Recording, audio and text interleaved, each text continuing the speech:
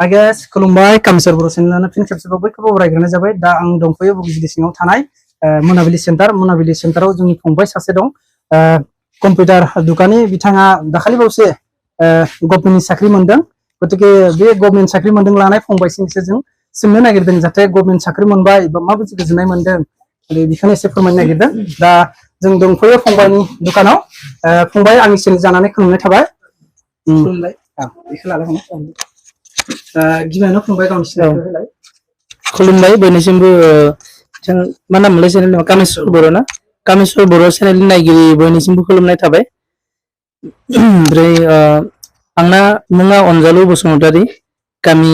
5 नं थिलाफ्रा ओमफ्राय जोंना पस्ट अफिसा कैलाजुलि डिस्ट्रिक्ट सनितपुर आसाम गतिके फंबायसिम रोजा रोजा साबायखर थाबाय गावनि गोजोन लाखिनो थाखाय फंबायाथ' दा फरग्रेड साख्रि मोनबाय नालाय गतिके माबायदि गोजोननाय मोनदों गोजोननाय माने जोबोर गोजोननाय मोनदों गतिके फंबाया गोबां गोजोननाय नांगौ जोंनि ओनसोलाव सासे आंथ' मिन्थिया दा सासेयानो मोनथिदों खाथि खाला जुदि फंबाया जोंनि मोनाबिलि सेन्टारनि दुकाननि बे दुकाननि जानानैबो गावनि नाजानायजों दा बिथाङा गावनि फरग्रेड बाबो गभर्नमेन्ट जब मोनबाय गतिके बे गभर्नमेन्ट मोननाय साख्रि मोननायाव माबायदि साखाफोरा जादोंमोन माबोरै प्रिपेयार जानांगौ बेखौसो जों फंबाय मोननांगौ एसे मोजां जायो साखाफारा होननानै बुङोब्ला आंथ' दखानाव थायो होननानै गिबियावनो बुंखाबाय नालाय आरो आंना दखाना बेनो दा जायखौ नोंथांमोना नुबाय थादों बे साखाफारा बेबायदि एसेबां जायाखैमोन जास्ट बै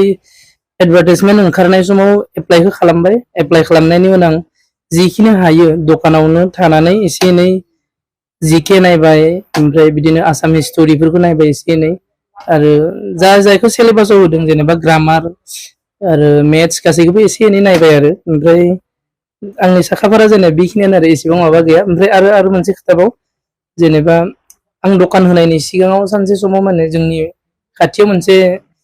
प्राइभेट स्कुल दङ आरो बिएन एकाडेमि बेयावनो आं साननैसो फोरोङोमोन आरो टिचार महरै ओमफ्राय आं सानो आरो बेनो आंनि माने लाइफनि टार्निं पइन्ट बायदि आं सानो आरो माने आं बांसिन नलेजखौ बेयावनो एसे मोनसिनदों आरो जेनेबा जेनेरेल नलेज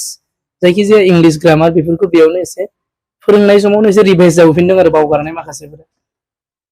एसेबां साखाफारा बेबायदि जाद्रायाखैमोन आरो गतिके फंबाया गोबां नाजानायजों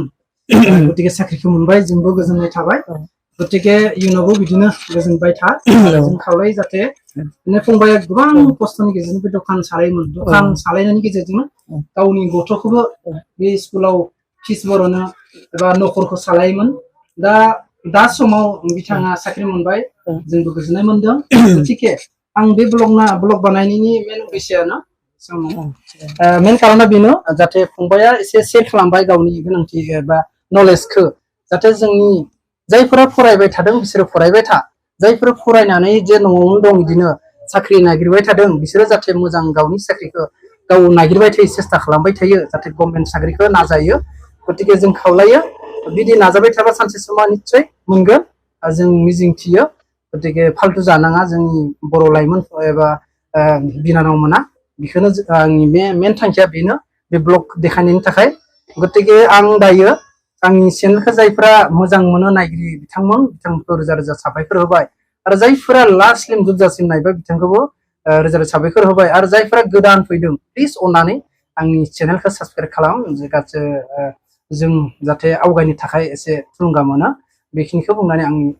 बेयावनो फोजोबनाय जाबाय।